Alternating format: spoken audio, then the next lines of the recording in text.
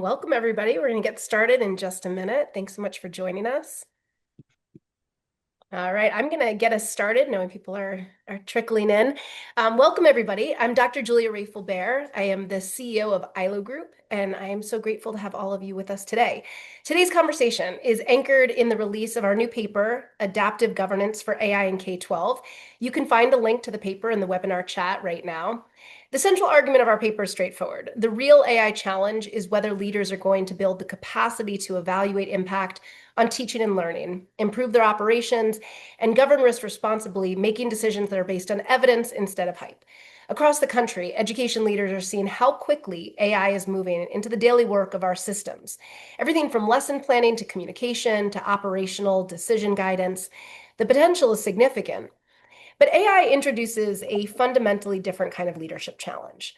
Unlike most technologies that we've implemented in the past, these systems are evolving much more rapidly. They generate outputs, they influence decisions, and they change continuously. Governing them is no longer a one-time policy decision or a procurement process. It's an ongoing leadership practice, which means leaders must now know if they have the governance structures and the organizational capacity to learn quickly, make decisions responsibly, and adjust as the technology evolves. In our new paper, we outline practical frameworks to help leaders to do that. We focus on how to organize AI leadership, define a clear learning agenda, and build governance that keeps up with that change. And importantly, there isn't going to be just one way that you structure this work. Some systems are building dedicated AI leadership roles, others are integrating responsibility into existing teams, and others have it distributed across the organization. What matters is not the model itself, but whether it actually enables the leaders to make decisions, learn quickly, and adapt over time. To explore what that looks like in practice, I am so honored to be joined by three leaders who are navigating these questions in real systems every day. Let me introduce them briefly. We have Dr. Aleesia Johnson, the superintendent of Indianapolis Public Schools. She's been at the helm since 2019, leading Indiana's largest district, serving over 30,000 students. Dr. Crystal Hill, superintendent of Charlotte-Mecklenburg Schools, overseeing the nation's 16th largest school district.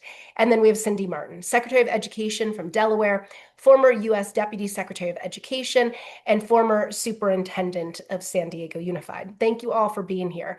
All right, let's dive in. Aleesia, I want to start with you.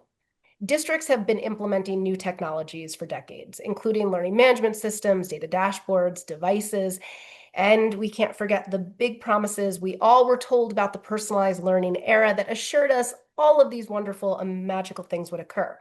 But I think we've all felt for some time that this AI time period feels very different. From your perspective as a superintendent, what makes AI fundamentally different from those previous technology waves, and how have you navigated your own changing perspective around the use of AI?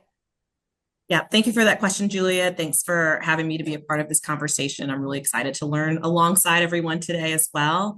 I think for me, there have been a couple of things that you noted in the introduction that have made this time so striking. One is the rate of change and the pace of that change, that in this moment in time, sort of broadly in the world, we see the ways that AI is continuing to integrate into our everyday lives, that our students are accessing, our staff are accessing, our families are accessing. And so it's not just one stakeholder group or constituency who's being impacted. It's everybody, and it's sort of everybody all at the same time. And then I'd say the second thing is what the function of artificial intelligence can be. So to the point you made earlier, it isn't about just changing how we do our work. It is in fact able to create product or work product and outputs. And so that's a fundamentally different way of leveraging technology than we've had to experience before. And so you combine that with the rate of change and the ways in which we're trying to keep up. And it's created for me and shifted my perspective as a superintendent, really in terms of how proximate to the work I want to be. I'd say kind of earlier on, and sometimes it's happened in education, we'll kind of say, let other people figure it out. And like, we'll come along once all the things are figured out. And the more I kept hearing the conversation around AI and artificial intelligence and sort of asking someone else on my team about it, I was like, I need to get more proximate myself as the leader, because this is going to have a significant organizational impact. It's not just something that my systems and technology team is going to be thinking about. This is something that's going to impact us across the organization. And what that looked like for me was taking the person on my team who was leading our technology work, one, saying this needs to be an explicit priority of the team, but also bringing her to the decision-making table alongside myself, the other chiefs on my team, so that her perspective, point of view, knowledge, one, helps me learn, but two, is a part of the organizational decision making that we are doing. And so ensuring that it's not a siloed initiative or program, but something that we are thinking about cross-functionally across our organization. And that's been incredibly helpful for me to feel like even at this rate of change, I'm sort of able to keep up as the leader of the district and ensure it's staying in a prominent position in terms of the thinking and planning that we're doing. Thank you for that. I want to bring you into this too, Crystal. Right now, it has felt like we've been in these moments where there's kind of these different camps. Like there's still many systems that seem to be ignoring that AI exists at all. And then we've got a whole bunch of systems that are just allowing a lot of pilots to occur, but without a clear strategy. But you've really forged a very specific third path in Charlotte-Mecklenburg, one that really focused around governance and effective implementation. We highlight a bit about this in the paper and how you made a very deliberate choice to do really deep stakeholder engagement work and start to build some of the data governance infrastructure before you even allowed any AI to be turned on. And you've actually been very careful as a district about knowing what is being turned on and making sure you have the cybersecurity and data aspects in place. So can you walk us through what this actually looked like inside your district, and pretty specifically the stages that you've been going through, and then where you're headed next as you're thinking about next school year and the learnings from this year? Yes, Julia. And again, thank you so much for the opportunity to be here on this panel today. Excited to learn and to grow. But one of the most important decisions that we made here in Charlotte-Mecklenburg schools was to lead with trust before we led with technology. In our district, that's something that's very important to me, but it's also something that's very important to our stakeholders. And so this isn't any different than what we would do with any other major thing that we're rolling out in our district. And it's pretty simple. It's we asked, you said, we think we heard you say this, and this is what we did. And we have a cadence of going back to the community. So that's exactly what we did with AI. We deeply engaged all of our stakeholders, and we were able to capture about 10,000 responses from all of our different stakeholders. And we heard lots of different things. From our students, they said, we really want to know, like, what's the inner working behind AI? We're really interested in things like hallucinations and biases and things like that. Our family said, we really want you to be cautious and careful. These are our precious babies. Please don't feed them to the wolves. And from our staff and teachers, they said, we really want some professional development. So we took all of that feedback and we really used that information to drive our strategy. But before we move forward with our strategy, we took a really hard look at governance. So we pulled in our legal team, working really closely with our board members in terms of policy, and some existing policy frameworks that were already offered loosely in place here in the state of North Carolina. So we took that information to start developing our policy. The next thing that we did is we developed a governance structure here at the district level, which is basically our AI governance team. It's a team that includes our legal, instruction, assessment, technology, principal leadership, all of those different stakeholders we brought to the top that really helped us take a look at all of the things that our community had said and drive that into a very clear strategy. In terms of deciding where we needed to go first, instead of turning on a lot of different tools and letting people kind of do their own thing, we really wanted to focus on pilots. So we allowed 30 of our 185 schools to pilot. We call them champion schools. They had to meet a certain criteria. And then based on that criteria, they were able to start with what are some big problems that we're trying to solve. And with those problems, they had to document what were things like before AI, what are the things that they implemented, and a very clear explanation of did the AI actually support us in what we were trying to launch. So with all of that, we also layered on lots of training. All of our students went through digital citizenship and digital literacy training, which was very important. And then we were also able to train over 14,000 staff members. And after we train staff, that's when we start to turn on the AI for them. It's incredibly comprehensive, and just really appreciate how thoughtful you've been on this. Cindy, I want to bring you in because you also have been incredibly thoughtful about this and having led at such a large district level, and then you oversaw all of the original guidance around this on the federal side, and then you've now come into the state leadership role. And now you can see the challenge in some ways has a lot of similarities, but it's also different. What's been your perspective on how states can provide guidance and guardrails without slowing down innovation? And what are some of your lessons learned as you've been embarking on this within Delaware? Well, thank you for that. And it's great to be on this panel with my colleagues as we all figure it out, no matter where you are in the level of the system, large or small. The opportunity here for the educators and for the students is one that can't be missed. And so figuring out how to do it at scale, be systemic and systematic about it, and not miss the opportunity that's before us. And so you said it in the little introduction that I've led at different levels. And so how do we do this at a state level? Guidance and guardrails are important, not to slow us down, but to actually, I mean, think about a freeway. You have guardrails and you have a speed limit. When you have the right guardrails, you can go. And so there's like three big ideas, like principles rather than just a big idea perspective that matters, and sharing the guidance on the safety and the procurement matters, and then making sure we have learning networks across the system. So like within Delaware, there's 19 districts, there's a number of charter schools. How do we use the talent and skills and the guardrails, as you mentioned, that were published when I was at the U.S. Department of Education as Deputy Secretary? We put out guidance, but now we're at the state level. So I just think in order to understand the moment that we're in, to know that AI is not just changing what we use, it's changing how we decide, how we make decisions. So the state can make a really important move here in supporting districts, because if decision making isn't evolving, then governance breaks and then decisions can't be made that are smart. And so AI is moving fast. And when things move fast, you need guardrails.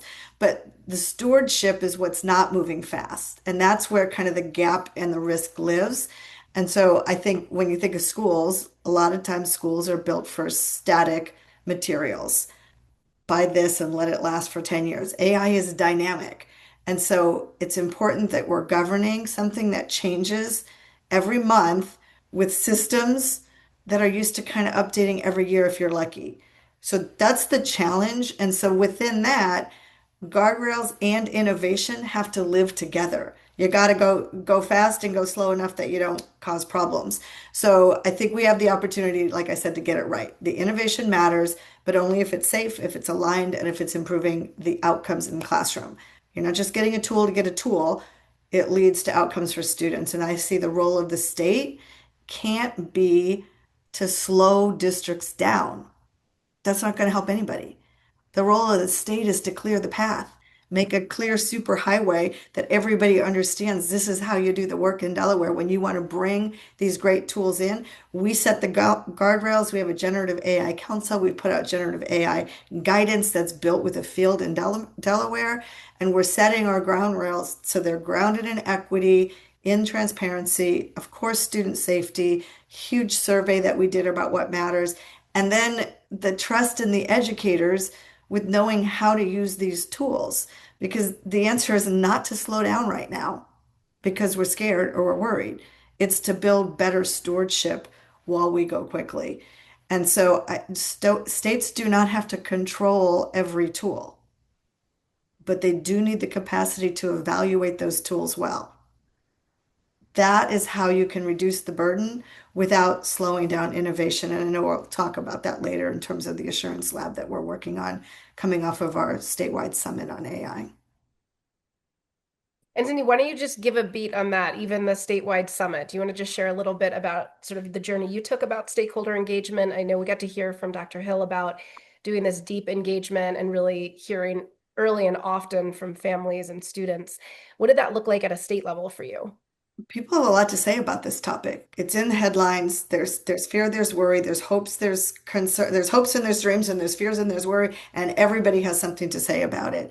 And so we gave them a chance to say it again and again, like in our survey, collecting the results, seeing what people had to say from a teacher's perspective, from a parent's perspective, so that we can move beyond just oversight of something people are afraid of to become the builders together of the infrastructure for learning that we think matters the most, with all of the voices that we had. And we took the results of that survey coming across the whole ecosystem in Delaware, from higher ed to K-12 to parents to teachers to students.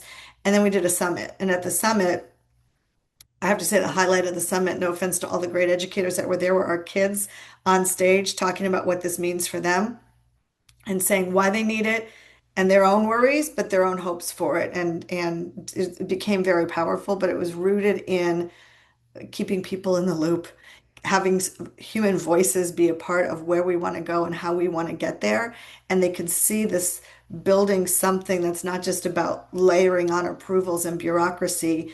I remember a teacher, one of their feedback points was the state's guidance. I forgot the exact term he used, but something like the state's guidance was the best document I've ever read. Like, a teacher said that never. Like, teachers never say, "Oh, I just love this state guidance." But what he said was it allowed him to go forward with what he wanted to do in his classroom because we put the guardrails up so he could go, and it was freeing for him. That was a teacher's voice. And students gave us very concrete examples of when teachers have been using this tool effectively, or any of these tools effectively, that it was helping them, that they were allowed to evaluate and monitor and adjust and keep the humans continually in the loop. And there was this cycle of testing and evidence and course correction that kept moving. Thank you for that. Aleesia, I want to bring you to this part of the conversation to really help to continue to ground us in why this can't be treated as just another technology initiative. We know that so much of what needs to happen in these kinds of big moments of change is really about organizational competency, helping leadership teams to think about how they're building deliberately that kind of governance structure across policy, across practice. And I'm curious for you what that is meant in practice. What starts to change when leaders begin to treat AI as a system capability rather than as a static product purchase? Yeah, and I think so much of what Cindy and Dr. Hill have shared it resonates. Certainly to Secretary Martin's point around the go slow to go fast. And I think particularly in this moment where things are so rapidly changing, even keeping up can feel slow in some regards. And so I feel like we've taken that position of going slow to go fast. So doing the things around setting policy in place and clarifying some of those guardrails. So, our board putting forth and approving a policy around artificial intelligence. So folks are sort of clear on what the rules of the road are. And particularly because we've taken this perspective that it is more of a system capability versus sort of a product purchase, it allows us to think about the training and development of our staff in a really different way. And so sometimes what you see play out in districts is you purchase a product and now that product or that platform becomes the foundation for all the training that you're doing. And so yes, you're training staff, but you're training them around a particular product, a particular platform. We've actually said we're not going to engage in that space right now. What we want to do is equip and invest in our staff and their people capability versus just the product capability. So what that's looked like in practice, for example, we're in our first cohort of staff. So we have a group of staff members who are part of this initial professional learning cycle that we're doing. And they're learning how to become strong prompt engineers, because that is sort of agnostic to a platform that you're choosing if you know how to be a strong prompt engineer. We are asking them, what are those everyday problems that you want to solve? And then how does your skill as a prompt engineer help you to go after solving that problem. And so our team is getting more confident in their abilities to navigate and leverage AI sort of regardless of that tool. And then what I think that that does for us as a district, instead of sort of the product provider coming to us and pitching us on why their thing is the best thing ever, we actually are now informed.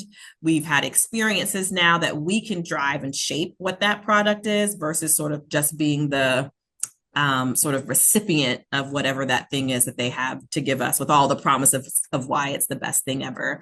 So there's another level of, I think, empowerment and information that our team feels, so that, again, when you're getting pitched products, and that's a part of the deal, that we're able to respond, influence, and help shape what those things are that are going to be the most beneficial to us in our district, and really solve the problems that we have, because we've invested that time in people and growing their skill in sort of navigating this AI world that we are a part of. So that's been really helpful, and just thinking about where we're investing our time and our resources. Such an important point. I think this idea about like not allowing the typical cycle of product and product training to guide the way your system is leading, but to actually start with what are the problems we're trying to solve, and will this tool actually help us to do that? And what evidence do we have that it did so? And what does that look like? I mean, it's sort of, in some ways, it feels like it should be the most simple part, but it's actually not the way our systems so often handle things, which I think, Crystal, you've been seeing this up close, especially as you were thinking about those champion schools and really thinking about how to get to a learning agenda. You really started with this place of saying that each of those AI champion schools had to identify the problem that they were trying to solve. But I know as you're thinking about the lessons learned from this year, you're now thinking about, well, what does it look like when a whole district is really clear about defining those priorities before moving on to the next stage of implementation? So can you tell us a little bit about what your learning agenda looked like when you went into this school year, and then how you're evolving and leveling up that vision and learning agenda as you head into the next school year? Yeah, so one of the things that I am most proud about in our district is the level of alignment. We have developed a placemat here in Charlotte-Mecklenburg schools, which clearly articulates our vision, our mission, our goals, our guardrails, and then our 4 pillars, which are academic excellence, people excellence, operational excellence, and engagement excellence. And in short, what I've said to my team is, if it's not on our placemat, we're not doing it. So that gives us a lot of focus. We're driven. We know where we're going. So starting with the problems to solve, we asked a couple of questions just to help people get started. So we asked, where are you experiencing friction in your work? Where are some places that teachers may be spending more time over here and it's taking them away from spending time with their students?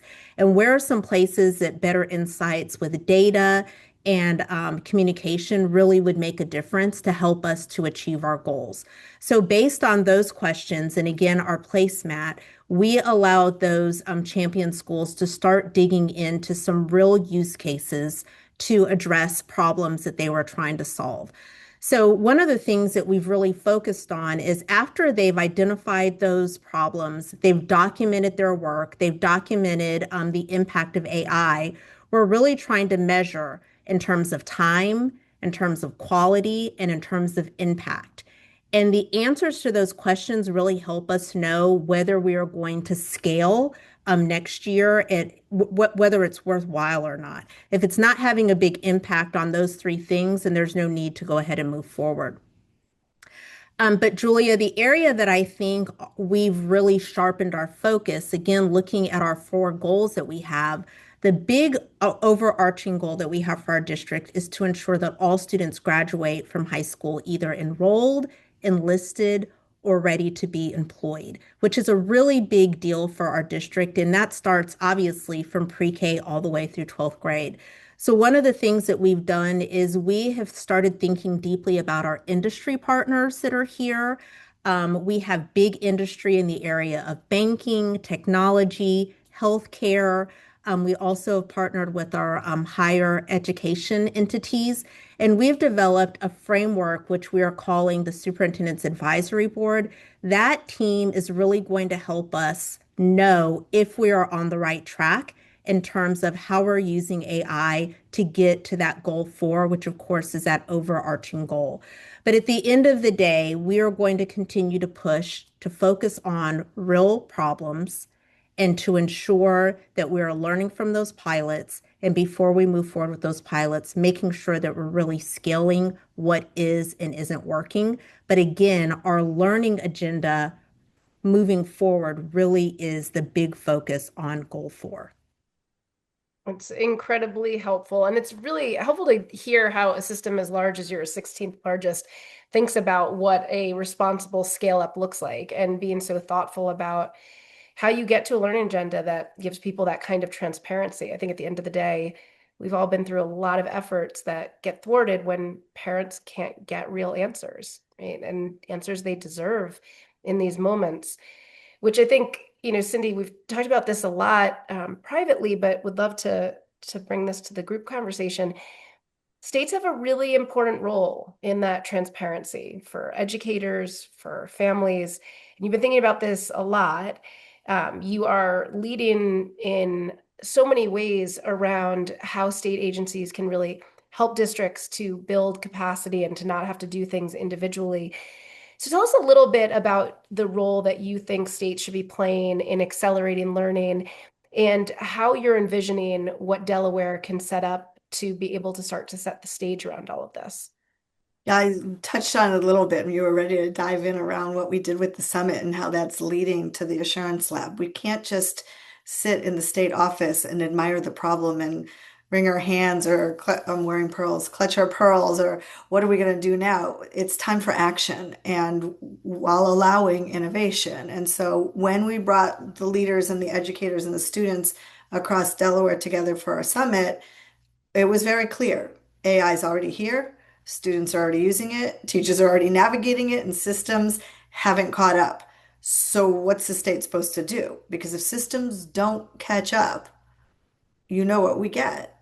We will have inconsistency, and that will impact outcomes. Inconsistency becomes inequity.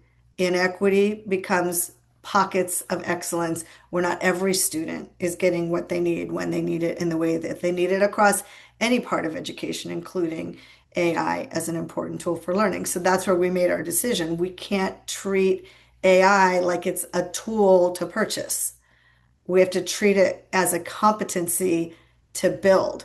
And the state can play a role in building competency and vetting tools, that you can have a vision before a vendor, that we're not just figuring out who's first to write the RFP, who's first to buy the right product with the right guardrails. Do you have a vision? And do you know what the guardrails are so that you are controlling the purchase and the learning agenda, not in a control it, but giving the right supports? That is what changes everything, because it means that this is not about chasing the newest shiny tool or platform. It's about building judgment and guardrails and the ability to be able to adapt the technology changes, because they're going to change every month. And, at our summit, our own governor, Matt Meyer, was there. He said, if it doesn't make learning stronger, safer, or fairer, it's just noise. That's our governor to our education community. And it's clear our approach has to be disciplined at the state level. Start with problems, not with tools. Pilot quickly, but have clear evidence as a decision point. You didn't just pilot and it was fun. Did you get outcomes? Keep humans in the loop always, because here's the truth. It's moving fast. Like I said before, if stewardship doesn't go with it, the gap is just where all these risks are going to be showing up. So I think our job, like I said before, as a state, is not to slow this down. Lead responsibly, have clarity, have consistency, a relentless focus on outcomes for students, stay off the hype, get away from the fear, have real leadership. That's what the summit set us up to do. And then we end up building capacity from there with it through our assurance lab. We start with students. We understand the state's responsibility is to build the conditions for success. You could have an AI tool that works technically, but it it still harms learning. If it removes productive struggle, it might look efficient, but is it actually undermining learning? So we have benchmarks for what AI can do. We don't yet have enough evidence for what it does for learning. And that's the gap states have to own. And so through our assurance lab and what we're building is this a way to bring the tools in safely through vision, through guardrails, and through teacher voice and efficacy as we do this together. So I think it's a really important point because I think so often in the past, when states have tried to do things around technology, there's been, rightfully so, a lot of different pushback, particularly when it comes to real questions around data. What's happening with student data? Where is it living? How do you know it's living where it's supposed to be living? And then ultimately, why all of these tools in classrooms? And you are doing something really bold with this assurance laboratory. You're basically saying, hey, you want to come to Delaware, there's going to be some rules around that. And by the way, we're also going to be checking to see whether or not you're just giving a bunch of hype or whether this is leading to real outcomes. And I'm just curious for you where you see some of the most important efforts in this path ahead. Is it going to be on that front end, on making sure people know the safety of it? Is it on the side of whether the hype is real? Is it both for you? Sort of where do you fall into place on this? It's both, and we have to be careful. I'm really cognizant at being a former superintendent in San Diego Unified States, doing things to us and for us that sometimes weren't helpful. This is meant to be supportive so districts can move. If you think about it, when highways are built and usually state level put the guardrails in. We're not looking for another layer of approval. We're looking for continuous cycle of testing, evidence, course correction, testing, evidence, course correction, not replicated 19 different times. Districts don't all have the capacity to do that. So we can come in the supportive role. That's where I think the assurance lab becomes super powerful, not as bureaucracy, but as a learning engine for the state where we can do quick cycles and we can stay fast and we can figure out how to quick turn around and have be nimble within the guardrails, which usually you think state agencies get involved and you slow it down. No, this is why highways work. People are going to get the message. When you come into Delaware, you don't come in on a dirt road or a back road. If you want to do AI in our state, here are the rules of engagement. Here's the freeway. This is how you get on it. This is how you stay on it. And if you don't follow, it's not going to work here. I just don't think it can be a one-time approval system anymore. It's got to be continuous, evaluate, monitor, adjust.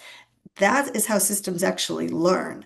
And so there's a value proposition here around how that actually works in real time, that if we create this shared learning infrastructure across districts, collect data from teachers as they're trying tools out, then we surface the best practices, we get some early warnings, then we support procurement guidance because not every district has procurement officers that know how to write the RFP the right way.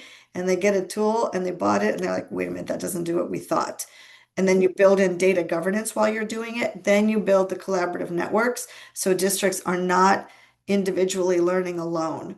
When we get that's the value proposition of an assurance lab, and people understand this is how you do the work here in Delaware. And it's connected to student outcomes and teachers' sense of voice and agency around what they need to help their students move. It's an incredible effort that you're taking on, and I think for everyone, it is an incredible opportunity to see what happens when states and districts can work together and not have so much duplication of things that require a lot of technical expertise. And you named some of those other pieces, the procurement challenges. There's lots around contracting and thinking about how to make sure that you're really locked in tight. And so oftentimes in large systems, there can be a decision gridlock. We see legal teams concerned about risk, IT teams get concerned about security, instructional teams, rightfully so, concerned about impact. But sometimes it means that systems simply stall. So I'm curious from each of you, what does it actually take to break that gridlock and make decisions in real time? And Aleesia, why don't I start with you on this one?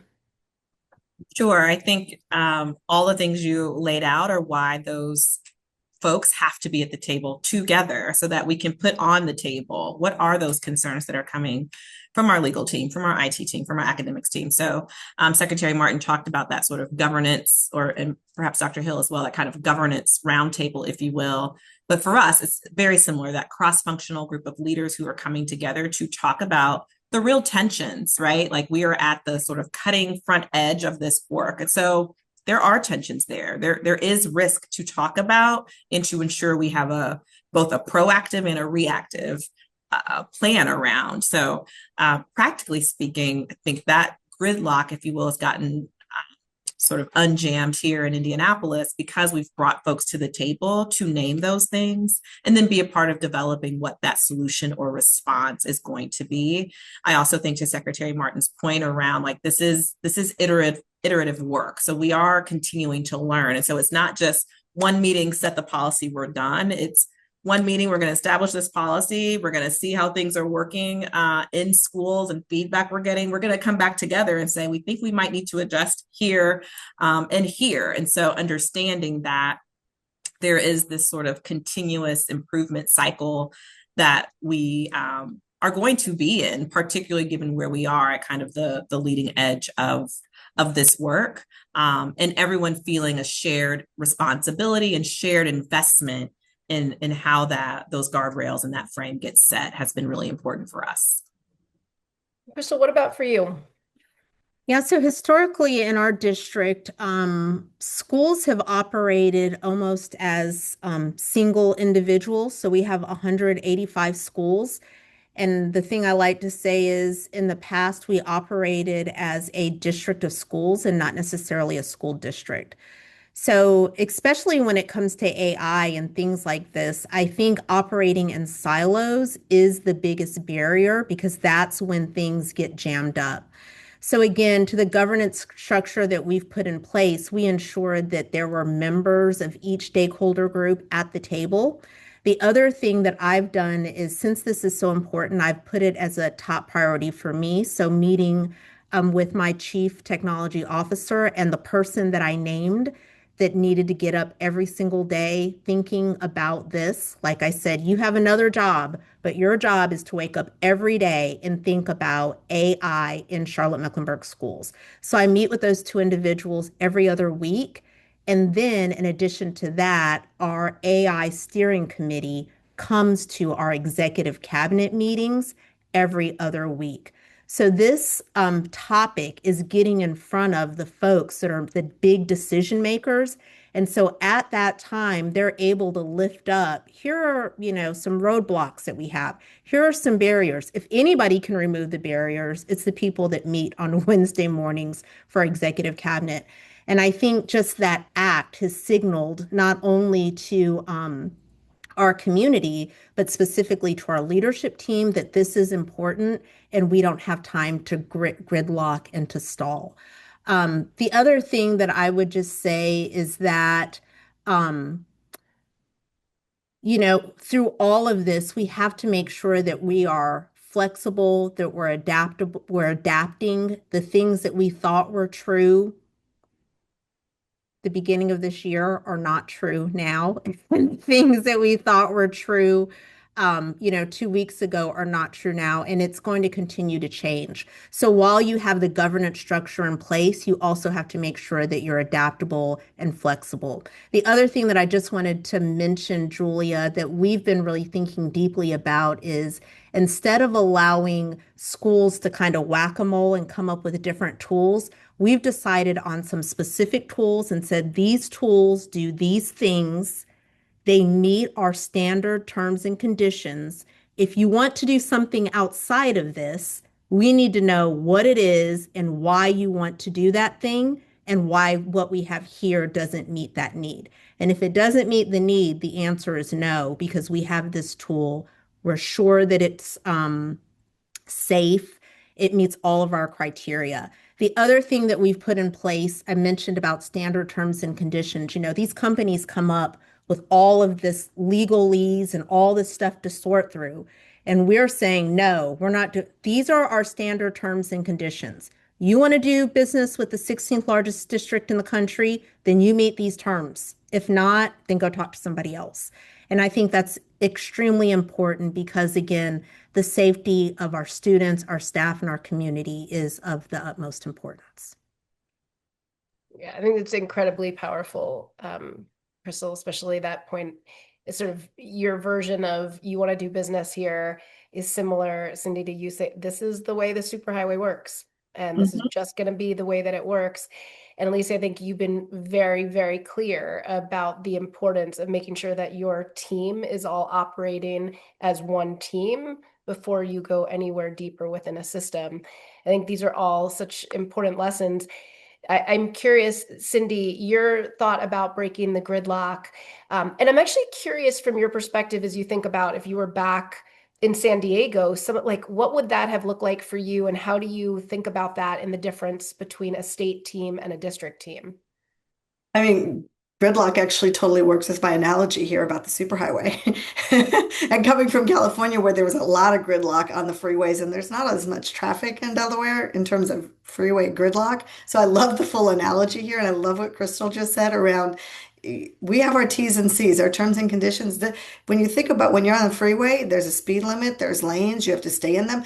If somebody tries to get on the freeway on a bicycle, like Crystal just said, if they try to use some other tool, it doesn't matter T's and C's, you have to say, now, why do you want to do that? Bicycles don't go on freeways. That's just, I'm taking the analogy kind of far on purpose here because I love breaking gridlock. And the way that you do that, the right terms and conditions, the right guardrails and guideposts, the right speed limit, all of those things matter. And so it goes down to it goes back to governance, making sure we know is this run by the highway patrol or is this run by city streets? This is who owns which decisions, and we're not defaulting to consensus on everything. Everybody, we all have to agree on this. And we could also be frozen in gridlock out of fear. And if you're stuck in fear, you're sitting there spinning your wheels and just admiring the problem. So my colleagues have already said legal, IT, instruction have these shared governance structures that allow you to move within the guardrails that you set early to define what's allowed, what's restricted, what are the T's and C's. Everything gets reviewed and then we move. And we move fast when we have that in place. So a lot of times people get stuck in the gridlock with this fear of this abstract risk of what can happen. As soon as you have the conversation, they start sending you the articles with the big headlines that make you very fearful about what to do it, and it's abstract risk. No, we can build a safe highway here and we can anchor our decisions on these use cases. And we have the pilots that help us learn. They give us real evidence, like, I know you were afraid, but look, we did this. We got results. And then we're not debating on hypotheticals, and we're building this learning muscle and learning loop because that's how you break gridlock. You remember the work is about people, not just really big bureaucratic government processes. It's people. A lot of systems are set up, and Crystal runs a large district. I'm at a state level. San Diego Unified had about the same number of schools. Systems too often are set up to slow down the decisions, and we can't slow down. Our students need us to make these decisions, and that's on us to lead. We have to be clear on who's responsible and empower them to act. Crystal did it. You wake up every day and you think about this. Give them the empowerment within the terms and conditions. Bring the right people to the table early. Make sure you have instruction, IT, legal, and data privacy. You know who you need at the table. The knowledge base is there. We published the guidance at the federal level during the previous administration. That's still there. States have things. You can set these guardrails up front, and then teams can move forward. They can have clarity instead of being frozen with hesitation. And that's why governance exists. It exists to help people decide, not to delay. I appreciate that. And I think, there are a lot of leaders right now who have decided that they just weren't going to take AI on, right? They were like either just going to allow whatever is going to happen, letting students and teachers use it and not having anything centrally or through a governance structure. And then there's others who are still in that, like, it's not happening mode. It's, this thing will go away. Obviously, neither of those is where we can be at this point, and certainly not as everyone's heading into next school year. So I'd like to ask each of you a final question. For a superintendent or a state leader who's leaving this conversation and they need to take one concrete step in the next month, what should it be? Aleesia, let's start with you. If you haven't started the conversation, start it with your own sort of level of proximity to what this work is. So whoever If that starts with your chief technology officer, bring that person to the table so that this becomes a part of the conversation that you yourself are personally learning about and getting invested in. And then I'd say second from there, bring your board into that conversation as well, so that you can start to get clarity around those governing principles and guardrails so that you can actually start to do the work in your system. But spend the time laying that foundation and getting to that clarity so that you can then move with the rest of your team. Crystal, what's your advice for concrete next steps for leaders to take?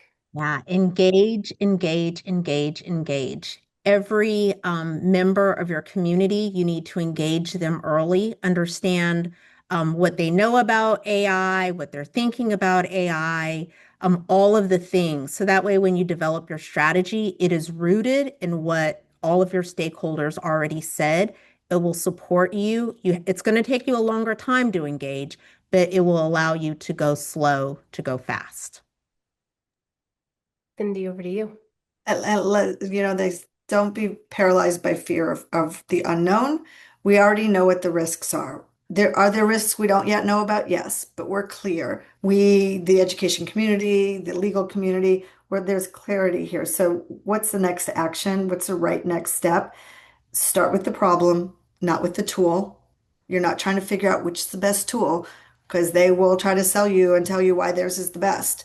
No, what problem are you trying to solve? Make sure you have the clear guardrails around it. Pick one real challenge that's impacting students or educators. Just pick one if you want, and then form a small cross-functional team, instruction, IT, legal, and data privacy. A lot of times leaders are so worried about the legal side, they get their legal team to write this whole thing up, and they get the T's and C's right, and they haven't asked teachers. I said instruction first for a reason. Have the instructional team, the IT team, the legal team, and the data privacy team all working together, set up those clear guardrails up front, and you have plenty of examples of what those are. If you don't know, we can help you. You know what's allowed, what's not, and how you're going to protect students from offshoring data or things around risk around suicidal ideations. There are protections for the things that you're most concerned about. Then launch a focused pilot if you need to start small, and then build defined success measure with a clear decision date that whatever you've decided, you've put into place with those guardrails, and then you can show a student outcome with teacher and student voice at the center. Evaluate it quickly, adjust, stop, move on. This work is not going to be about getting it perfect. We can move quickly, we can innovate, we can be fast in education, despite what people think. This is about building the muscle to decide, learn, improve in real time. Start with one problem, build one team, run pilot, get your guardrails and a decision date, and then learn fast and act on it and keep that cycle going. The highway will work.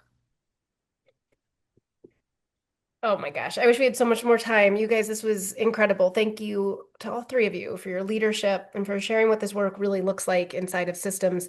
If there's one idea that I hope stays with everyone coming off this conversation, it's this. AI truly is a leadership challenge, and it will continue to evolve. Systems that are leading in this moment are not going to be the ones that move the fastest to adopt a whole bunch of tools. They're going to be the ones that build the capacity to learn, to decide, and adjust over and over again, moving from that tools to thinking about what is your operating system that you are trying to create and how do you govern that? That's why we wrote Adaptive Governance for AI in K-12. The paper is meant to be practical, to help leaders move from uncertainty to action, to organize their teams, to define priorities, and build governance that can keep pace with the rapid evolution of AI. If you haven't already, we encourage you to download it, share it with your team. It's the starting point for the work ahead. And we know this work can't happen in isolation. We have a strategy and leadership network that's meant for state and district leaders and their teams to work collectively in a confidential cohort together. If you're interested in joining one of our upcoming cohorts, you can learn more. We're going to put the interest form in the chat. This moment, it requires much more than just a vague interest in AI. It really is about leadership and sustained effort on teams.